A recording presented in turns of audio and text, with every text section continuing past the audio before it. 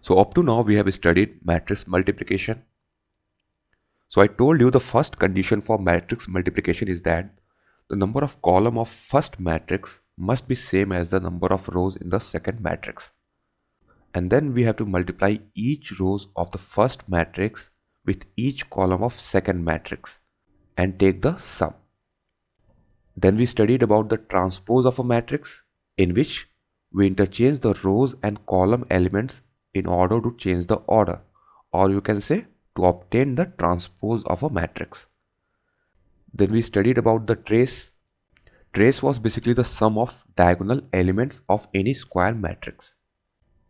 Then we saw how we can classify the real matrix into three categories. The first one was symmetric matrix. A matrix A is said to be symmetric if its transpose is equal to the original matrix A. The second category was skew symmetric, or you can say anti-symmetric matrix, in which A transpose is equal to negative of original matrix. Okay, or you can say A transpose is equal to minus A. And the third one was orthogonal matrix. A matrix is said to be orthogonal if it satisfies this condition, that is A into A transpose results into identity matrix. Then we saw how we can classify complex matrix. In this also there is a three category. First one is Hermitian matrix, in which transpose conjugate of A is equals to the original matrix A. And the second category was skew Hermitian or anti-Hermitian matrix, in which transpose conjugate of A results into negative of A. And the third one was unitary matrix. A matrix A is said to be unitary if it satisfies this condition, that is A into transpose conjugate of A results into identity matrix. How do we calculate transpose conjugate, or you can say how do we calculate A theta? We can calculate A theta by first take the conjugate of A, then take the transpose, then you will get the transpose conjugate. Or you can take first transpose, then calculate the conjugate. Both method will result the same thing. How do we calculate the conjugate of complex matrix? We calculate conjugate by taking conjugate of each and every element of complex matrix. From now onwards, we will focus on two more concepts related to matrices, that is determinant and inverse of a matrix. Now before going to determinant, we need to understand the term called as minor. So any matrix, if it is given to me something like this, suppose we have a matrix A whose elements are A11, A12, A21, A22.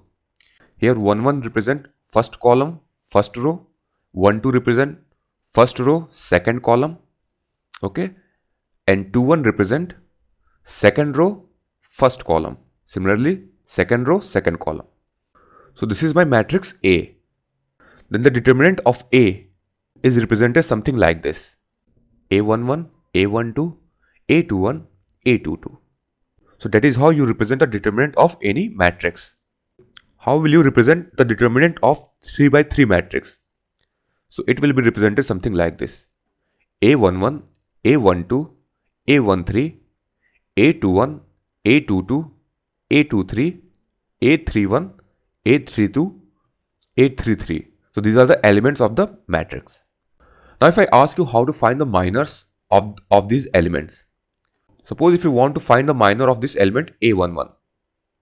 So the procedure will be neglect this row and this column, and the remaining element is the minor of A11. So the minor of A11 element is A22. What about the minor of A12? For that you will have to neglect this column and this row, and the remaining element is A21. So the minor of A12 will be A21. Okay. Now the minor of A21 will be neglect this row, this column, and the remaining element is A12. So this will be the minor. So minor of A21 will be A12. A12. Now the minor of A22 will be neglect this column, this row, and the remaining element is A11. So this will be the minor. So minor of A22 will be A11. Okay. So that is how you find the minor of any element. Now how to find the minor for 3 cross 3 matrix? Now suppose if I want to calculate the minor of this element A11.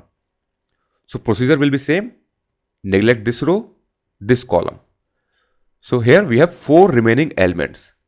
So the minor of A11 will be the determinant of these 4 elements. Okay, so minor of A11 will be determinants of these 4 elements. Now how we find the determinant? So the minor will be product of diagonal elements minus product of off diagonal elements. Okay, so product of diagonal element, that is A22 into A33 minus off diagonal element, product of off diagonal element, that is A23 into A32, A23 into 32. So this is the minor for this element A11.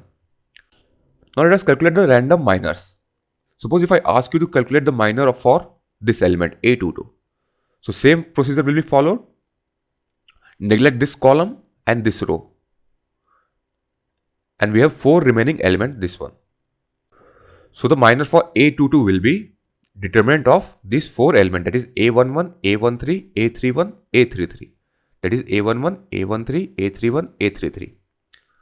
Which is equals to product of diagonal element, that is A11 into A33 minus off diagonal element, product of off diagonal element, that is A13 into A31. Okay, A13 into A31. So this is by minor for A22 element. What about this element? For that, we will neglect this column and this row. And we have 4 remaining elements, these. So the minor for A32 will be determinant of these 4 elements, that is A11, A13, A21, A23, which is equals to A11 into A23 minus A21 into A13. So this is the minor for A32 element. So that is how we calculate the minor for any element of the matrix. Okay.